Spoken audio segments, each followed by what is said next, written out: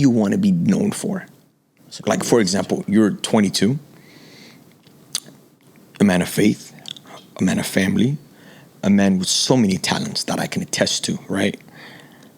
What do you want to be known for? But you don't have to say, oh, I'm 22, because sometimes you're a humble guy. So you say, Bray, what are you asking me? Like, I'm 22. I know that's what you're thinking, no? Yeah. Yeah, exactly. So I want you to speak in what you want and what you're working towards. As a young man, you're in college. Yes. What's up? Yes, if you would that. No, we're going to continue college. Yeah. Got that. That's a great question, And sometimes out of my ambition, I was just going to be like, yeah, I want to do this. But oftentimes whenever I put up like a picture to what I want to do, I get let down. So I heard a quote, right? Mm-hmm. I think you were talking about it too. Have the same goal. Mm-hmm. You could change the mission or the vision to get Have there. the same vision. Have the same vision. But you can change the dream. Change the goal. Change the dream, yeah. That makes sense. My goal is to leave behind a legacy, mm-hmm. right? Everyone does. Mm-hmm. How I do that, I'm still trying to figure that out. And in that legacy, I know I want to first glorify God, do honor to God, do whatever I'm doing. Others, serve others. Whatever I'm doing, I don't want it to just be me. But I want others' life to be transformed through what I'm doing. Either through whatever words, actions. And I always say this, I want something that after I die, like some people when they die, their things, their plans, their missions, whatever, it dies with them. But there are a few people, when they die, the train is moving. Whatever they started is not stopping, even with them or without them. And people are still being impacted by it after the death. Yeah. And I've even seen someone say something that was so interesting. You know the sidewalk, right? It's crazy. It's Kanye West who said it. I forgot the word he used, but people who created the sidewalk. You know the name of the person who created the sidewalk? I don't either. Imagine the impact that person had. I'm sure his name is Sidewalk. I mean, why else? You don't think so? French, German, sidewalk. I don't know. But you see, like, to the point where you could be forgotten, your name, but what you've done is impacting so many people, and it's so prevalent that you just forgotten, but your work's still gonna stay.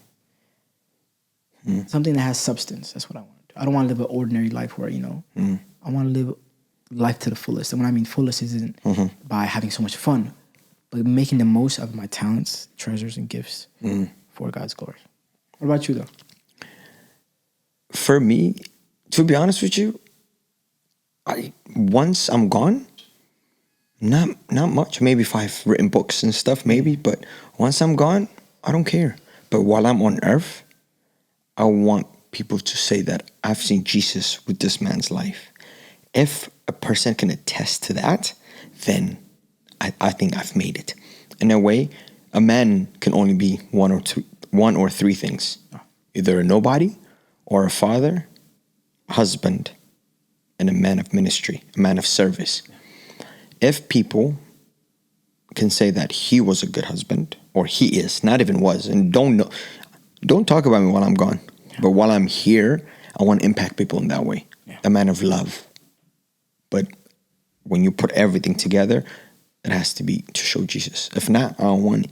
I think that's the whole goal for everyone. Yeah. Every person who identifies with Christ, biblically speaking, is what are we trying to do? Every day we're trying to be made more like the image of Christ, right? And even sanctification is, what are we being sanctified to be? The best Ray? No, you're being sanctified to be like Christ. So that makes a whole bunch of sense. Yeah. And I feel like the more you are like Christ, your legacy will follow, because Christ... You and the word legacy, dog. It's an amazing word. Really? Because realistically, right? I always say this. When we read the Bible, right? We read a lot of like the usual books, the Romans, the Gospels are mandatory. Some of the letters... There's a lot of wisdom in Proverbs, man. That's not all I read, but I think I read that all the time. Like, there's a lot of wisdom people don't like. I feel like people are getting... I mean, it's the book of wisdom. Yeah, but like legit, like literally. And it literally tells you like, I love when the Bible, you can take the Bible and use it practically. The book of Proverbs takes the Bible and puts it into day-to-day situations. Yeah. Yeah. Do this. Don't do this. And by the way, it's not like always guarantee, but What's your favorite verse from Proverbs? ooh, there's so many.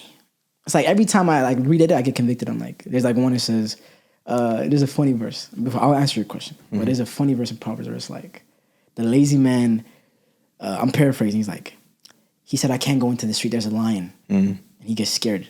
Basically paraphrasing, like, lazy people will have an excuse why they're not doing whatever they're doing. Oh. But the wise man, he's up early already, before anyone is awake, doing what he got to do, making the most of his time. The lazy man is sleeping, you know, and he's like, nah, I can't go out there. There's something out there. He's always hiding, always afraid because he's just lazy. He doesn't want to do what his goals. And things of that nature. Is that one of the verses that convicts you? Of course. Yeah. As a Christian. I mean, you do make a lot of excuses. Respect. As a man. Yeah. As a Christian, I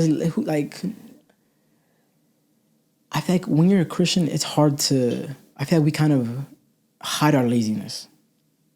You know what I'm saying? How so? All right. I guess we move on to the next topic. What do you think of lazy believers? You say that. I think we can find a lot of lazy Christians find a lot of contentment in salvation. Yeah. And everything stops there. You understand what I'm saying? Like, what's up with that? Like, at least, like, for example, let me compare. Comparing is not good, but this in a good way. Non-believers in college, how creative they are. They do a lot of things for the different kingdom. But y'all, like, a lot of Christians in college, like, you know what I'm trying to say? Like, what's up with that? That's an amazing question. Because I feel like in Christianity, there's so many different, the pendulum, right? Mm-hmm. You mean pendulum? You might have said it right. I don't know. I actually don't I think it's an amarillo pendulum, or I don't know. I think it's pendulum. Pendulum, yeah, same thing. There's different sizes. And then whenever you become a Christian, people go to one side, one extreme, right? Where it's like, I'm afraid to do anything. Oh, if there's any type of creativity in it, it's from the devil. They think that God is just a boring God. They don't know God is the one who created. God is a creator, so he's the most creative. If anything, Christians should be the most creative people on this planet. That's my point. Right? And the other side is good. like, the other extreme is like, yeah, we could just do anything. Like, let's go blend in with the world and do this and that. Yeah. At that point, how are you being a light if you're just doing the exact same thing, just slapping Christianity on it? Yeah. And I feel like when I say this, I don't want it to be a red flag because people take this as a wild thing, but in Christianity, you need balance. Yeah. I think that's the most healthiest thing. I think the most mature people who are Christians are balanced believers. They're not just jumping to this and to that. They're balancing everything, doctrine, everything, lifestyle, everything. That's my answer. That's good. Yeah. What do you think, though? I mean, I think, like you said, we take one extreme. Either you're this crazy prophet who just believes in prosperity, or you're you close your house, your doors, and you're numb to life. You know what I mean? We need to find balance. Like, yes, like, to be honest with you, I don't think when God created Adam and all those instruction he gave him, I don't think that's ever changed. The only thing that's changed is through that life show Jesus. A man, a woman, we've been given an instruction. That has not changed. To lead, to govern, to create, to protect, all these things are not taken away from us. Yeah. These things are actually now more because we live in a fallen world. So these things, we actually have to do it more. You get what I'm saying?